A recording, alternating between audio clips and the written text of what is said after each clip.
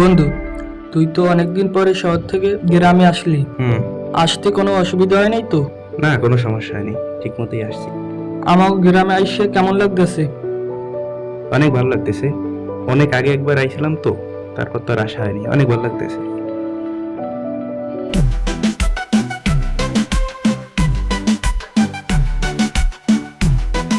আরে, চল গ্রামটা একটু ঘুরে দেখি। সন্ধ্যা হয়ে গেছে, এখন ঘুরতে যাবে কিভাবে?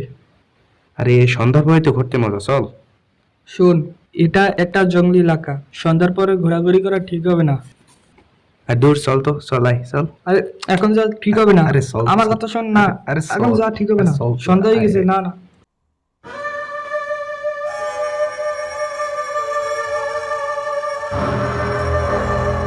দাদি নানির কাছে অনেক ভূতের গল্প শুনছি, তবে কোনদিন ভূত দেখি নাই।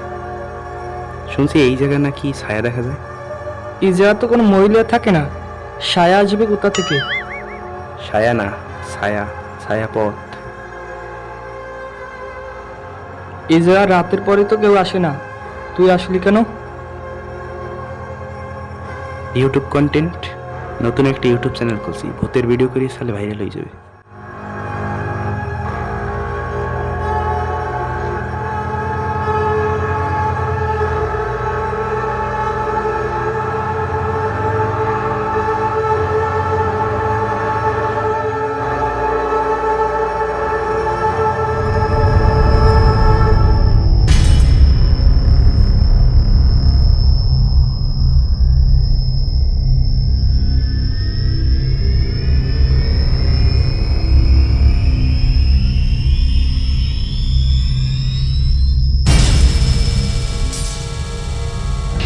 আরে, ওদিকে একটা গাছ নড়ছে, দেখলি?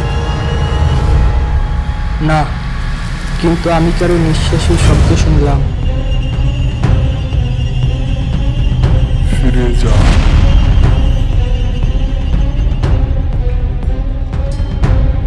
হয়তো বাতাস। বাতাস কত কয়?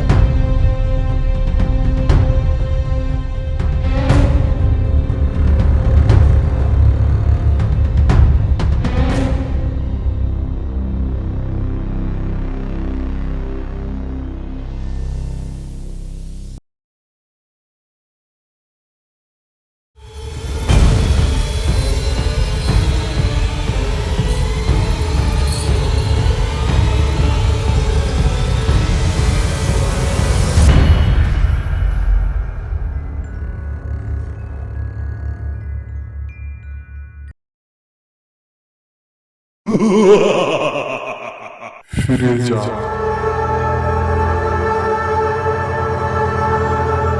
আমাদের সামনে যাওয়া ঠিক হবে না। আরিফ, চল আমরা ফিরে যাই।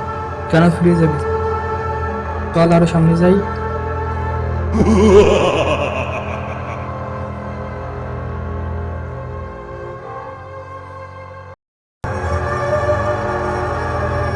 আরিফ, আরিফ বন্ধু, কই তুই? আরিফ, আরিফ। আরিফ তো 5 বছর আগে এখানে মারা গেছে।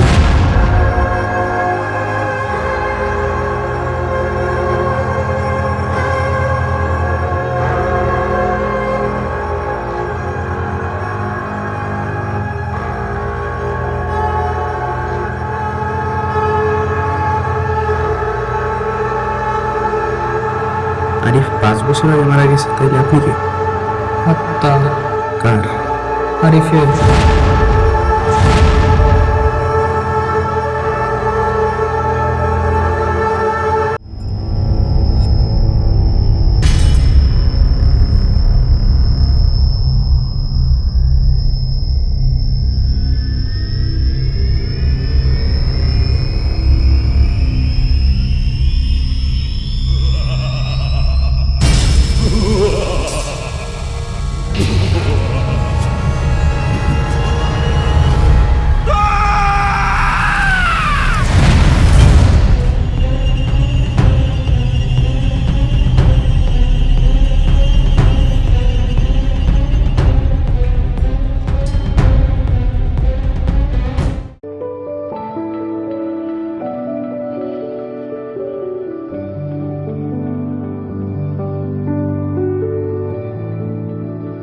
আমি প্রায় এরকম ভয়ঙ্কর স্বপ্ন দেখি। এখন কি করতে পারি? ভয়ঙ্কর স্বপ্ন বা খারাপ স্বপ্ন আসে শয়তানের পক্ষ থেকে, তাই এগুলো দেখলে সাথে সাথে ঘুম থেকে উঠে পড়বেন আউযুবিল্লাহি মিনাশ শাইতানির রাজিম। এরপর বাম পাশে 3 বার থুতু ফেলবেন।